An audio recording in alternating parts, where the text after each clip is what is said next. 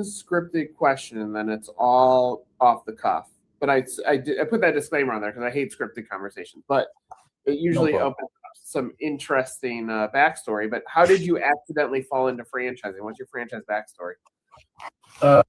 It's actually a long story. So basically, I have to start from the time that I was working in high tech. And I was a member and managerial member of one of the group. And I won't mention the company right now, even though it can be easily found. Unfortunately, we've been placed on special assignment where we had to maintain certain products for the entire year. And I was part of that group, like I said. And I had a lot of time on my head and on my hands, and that's when I decided, okay, I probably will be done with the corporate world at this moment. Once I decided on that, and I haven't sent a single resume back then. Sorry, I didn't send a single resume back then. Once I decided on that, the next question for me would be, okay, what's next? And that's when I started my soul search, and that's why I started thinking, what would be the right fit for me? And when I was looking back in time, it was a combination of two things. Something meaningful, something mission-driven, entrepreneurial, and solid business opportunity. And that's how I came across home care as an industry. To me, that was perfect combination of both worlds. It was great business opportunity, but it was a great mission which came together with it. Once I settled on the industry, the next question for me was, okay, so now that I know where I'm going to be, with whom I'm going to partner? That was my next question. And I called literally upon all franchise systems that existed back in 2002, but when I met Alan Hager and his team, the question was solved for me, the answer. So I said, yes, of course, that's going to be right at home.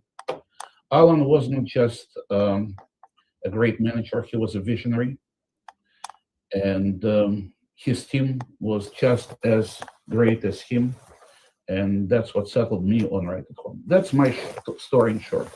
I love it. So a few comments. One, you're on the forefront of this industry. Like, you are an early adopter into it, right, and what it has become. In a million years, would you have guessed that it is what it is today at that point? Did you predict that this is the direction it was going, so I have to get in on the early stages? Of course, no. First of all, I couldn't predict that I still will be here in this business 23 years later to begin with, right? I think, okay, well, I've never worked before that anywhere for that long. You know? so of course, that's a huge surprise for me that I'm still here, and I love it. So, but of course, I couldn't predict it. No, things changed dramatically over the years. And back then, the main issue for me was to educate, because when I used to come to my referral sources, or those who would potentially become referral sources, the first question from them was, what are you doing exactly? Well, we're doing home care. Okay, so you have VNA. And no, not VNA, which is private duty. And that's where it was a stumbling block for me, because I didn't understand what the industry of private duty does and how different it is from Medicare certified.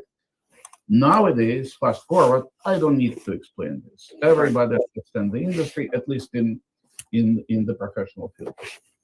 Yeah, I mean, it's fascinating because, like, I can look at it also, now have been in franchising for 20 years. I'll look at it in like a traditional marketing PR lens. If I go back to when I first started working in senior care, if we had to call a member of the media and say, this is the advantage of this business, like, what is this? Right. Because it was almost defaulted when you're getting involved in the business that when you age, you go to an old person's home. Like, that's what we're grown up with. nobody ever thought that this is going to be the transformation. Now, what is also interesting, when you flash forward now 20 years, and the demand is still greater than the supply, which is crazy as well. Like, everyone's gotten educated on this. They see it as such a huge value for navigating the final stages of life and where you live and how you get treatment and service. And so it's interesting because when you start, there's not a ton of competition. Now there's a ton of competition, but it doesn't overly matter because the demand is still so high. Yes, and frankly, I thank my competition really and sincerely, because they do education. They do an education for me as well, right? They tell other people about the industry and what the industry does. Granted, I say thank you to my great competitors, because not all competitors are great, but those who are great, and I have some really great competitors with whom I pay a lot of respect. We're working together, really, so that's how it is. Yeah, that's another cool thing about this, because everybody, like, even you take a caregiver could work at multiple companies that are perceived as competitors, but the reality is that the mission ends up being very similar for the most part of all the business. So it's a weird category in that competition does want to work together, and everybody's cheerleading for each other to win and provide great service and value, so that the expectations continue to stay high. That is correct. And those who don't, they know they don't last very long. Right. That's right. So if you want to stay in this field for a long time, you're gonna have this mentality of working together, of cooperating with your competitors, and frankly doing a great job. If you are here for money, just plain money, nothing is gonna happen. You said you weren't expecting to be in this industry as long as you have when you started. Right. Do you give yourself permission to pinch yourself on such a large accomplishment, or is it like you're so focused on the next day that you don't reflect backwards? Of course, I do reflect. That doesn't mean that I think of myself as somebody who accomplished, quote unquote, this 23 years. That's, for me right now, it's my style of living. It's really the way I live. It's not just this office where I'm in, where I'm in now. It's not just this office as a part of the job. No, it's a part of my life. So I frankly cannot even imagine it to be any other way, to tell the truth. And sometimes I just turned 60, okay, and I have to be thinking about retirement, right? But I don't, because I don't want to retire. I love that statement. I'm gonna say a comment on it, because I've been actually thinking a lot about that statement. So many human beings talk about retirement. Why do you say retirement? It's because you don't like the job that you do. That's why, like, we celebrate, like, oh, when I'm done with this. But what's fascinating is you made a decision. You retired from being angry at corporate America and took things into your own hands. And my viewpoint is, when a job becomes a career, or a job becomes a mission, or a job becomes a purpose, then it's just life. And what you just said is, this isn't a job, it's not a career, it's life. And therefore retirement doesn't even matter, because as long as you're enjoying the impact that you're putting against something, it never goes away, right? Right. And I have to say, Nick, I wasn't specifically angry at corporate America. I respect people. I know a lot of people who work at corporate America quite successfully.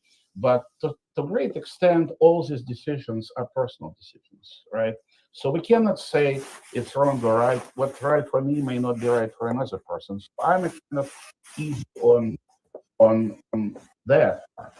And the way of living, retirement, careers, again, we're about very personal things here, very personal. What do you think the magic is of this run? Is it the people that you work with? Is it the customer? Like, how do you paint the picture of what has worked?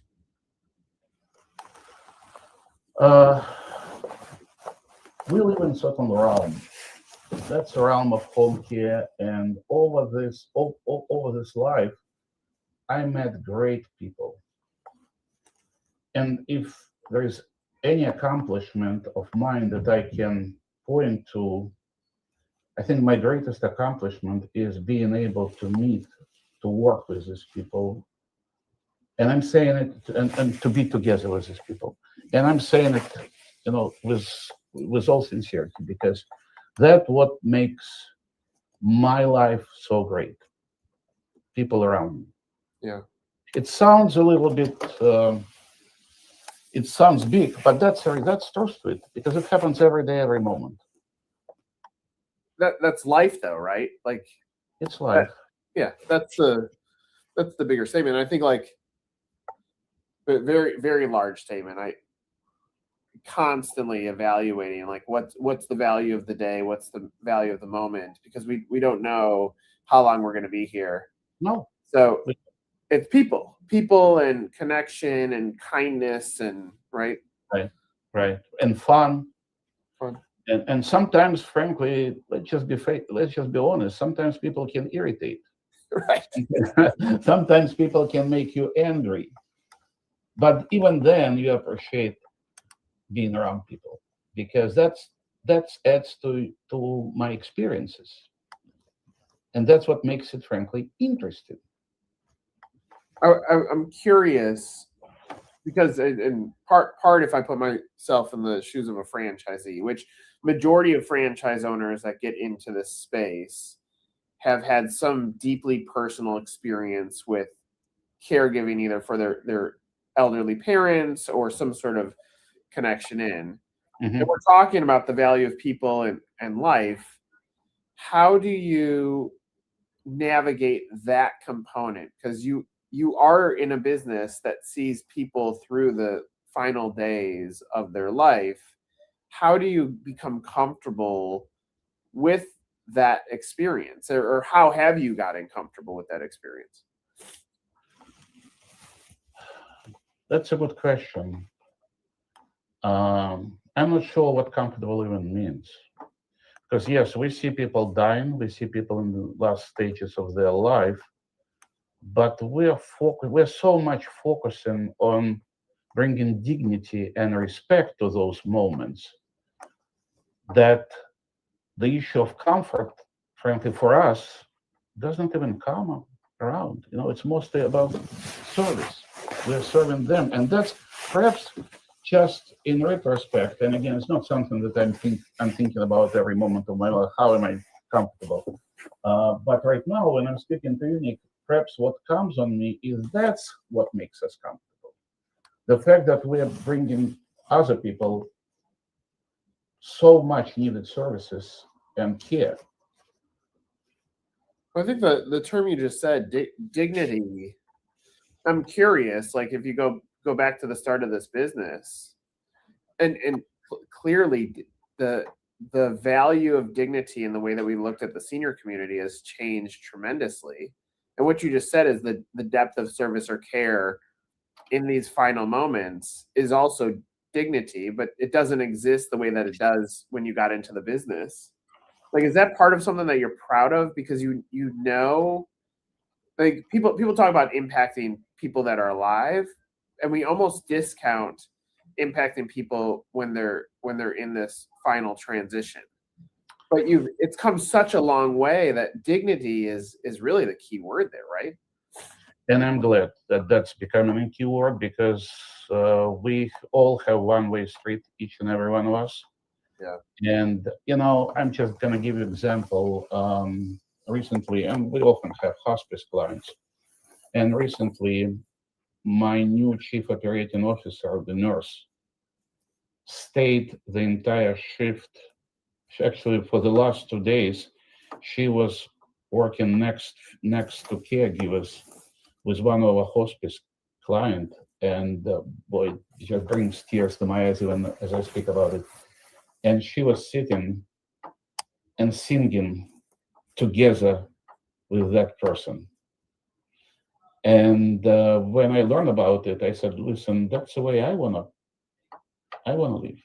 Yeah. And I mean, does it make me proud? It makes me proud that I'm surrounding myself with such people, honestly. What I love about that story, and again, I'm heavily involved mentally in thinking about how things work. But I think about like how greatly we celebrate birth and how greatly we celebrate grief at death, and what happens when we find dignity and celebration and moments of care at the end of life and almost treat it the same way that we do at the beginning of life. And so when you talk about that, you have someone compassion, clearly a good human being, that is finding a pathway to create. It is joy when you're singing with someone. It's joy, no matter what. Right. In a difficult time, it's like it was almost it's a celebration. It's that an amazing experience. Amazing experience. That's, like I said, that's an experience I want to have in my last minutes.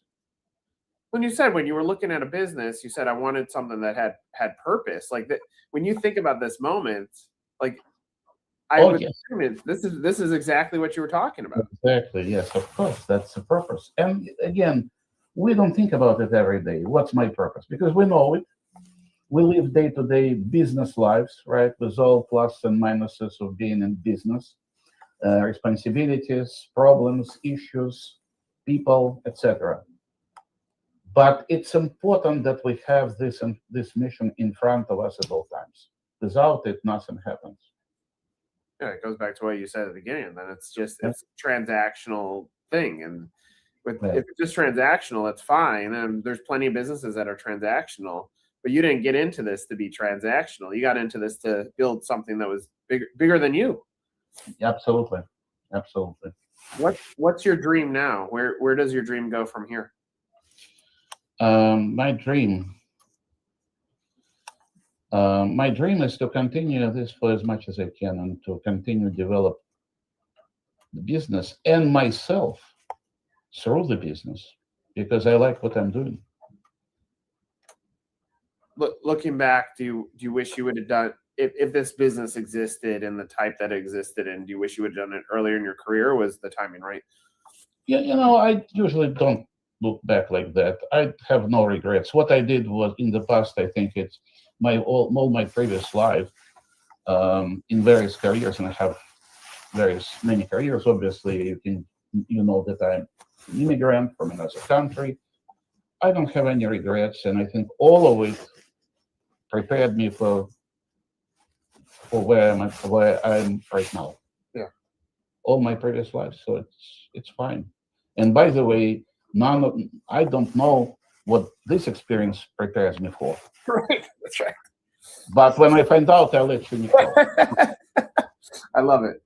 Well, look, I'm grateful for the conversation because it feels very real. There's a lot of business conversations that probably don't touch on the realness of life, and it's cool to see what you've been able to accomplish. Like I can appreciate it, but above what you've been able to accomplish from a business standpoint, what you've been able to accomplish from an understanding of life and this whole term of dignity is so impressive. And I'm grateful that you were willing to share some of your story with me.